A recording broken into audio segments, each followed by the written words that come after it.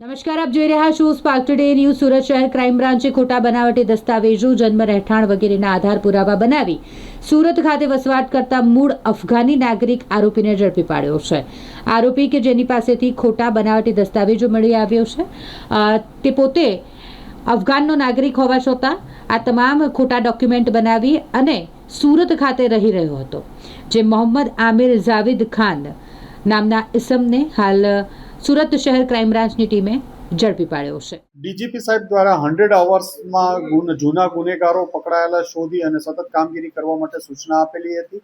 દરમિયાનમાં આ જ કામગીરી દરમિયાન ક્રાઇમ બ્રાન્ચની ટીમને એક ઇન્ફોર્મેશન મળી કે એક અફઘાની નેશનલ છે જે બોગસ પાસપોર્ટ બનાવી અને ઘણા સમયથી સુરતમાં રહ્યો છે. સુરતમાં એને બોગસ પાસપોર્ટ, બોગસ ડોક્યુમેન્ટના આધારે મેળવ્યો છે.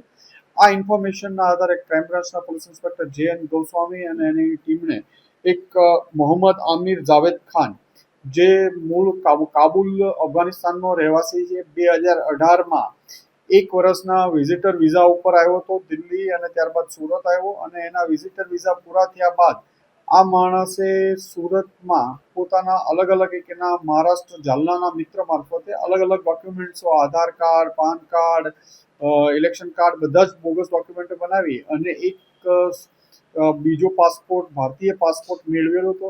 આ ભારતીય પાસપોર્ટ મેળવ્યા બાદ પણ આ ભારતીય પાસપોર્ટ ઉપર યુએઈ, અફઘાનિસ્તાન એ ટ્રાવેલિંગ પણ કરી ચૂક્યો છે અને ગઈકાલે ક્રાઇમ બ્રાન્ચની ટીમે ઇન્ફોર્મેશનના આધારે એની ધરપકડ કરી છે. એની પાસેથી બોગસ પાસપોર્ટ અને બોગસ ડોક્યુમેન્ટો કબજે કરવામાં આવ્યા છે અને એને અહીંયા રહેવા પાછળનો ઈરાદો, ઇન્ટેન્શન, કેટલા ટાઈમથી અહીંયા રહેતો હતો, શું કામ કરતો હતો, કોના કોના સંપર્કમાં હતો વગેરે બાબતો ઉપર એની પૂછતાછ ચાલુ છે.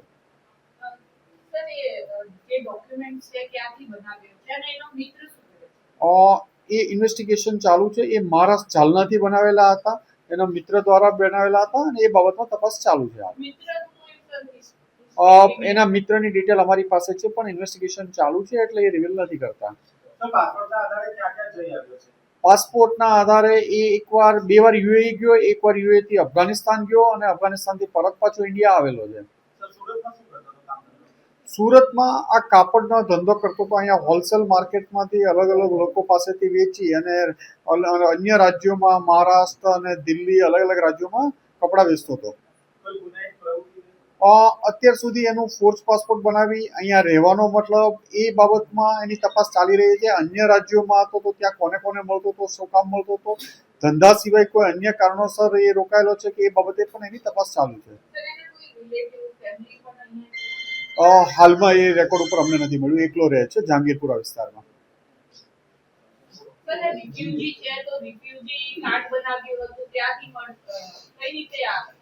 રેફ્યુજી કાર્ડ માટે એને કાર્ડ બનાવેલું છે, રેફ્યુજી કાર્ડ, પણ એને સાથે સાથે ફોર્જ ડોક્યુમેન્ટ ઉપર ઇન્ડિયન પાસપોર્ટ મેળવી લીધો છે. ઇન્ડિયન પાસપોર્ટ મેળવ્યા ઉપર એને એના ઉપર ટ્રાવેલિંગ પણ કરી લીધું છે. 2 કન્ટ્રી અલગ અલગ જઈ પણ આવ્યો છે. હા, એકચ્યુઅલ નામ મોહમ્મદ આમિર.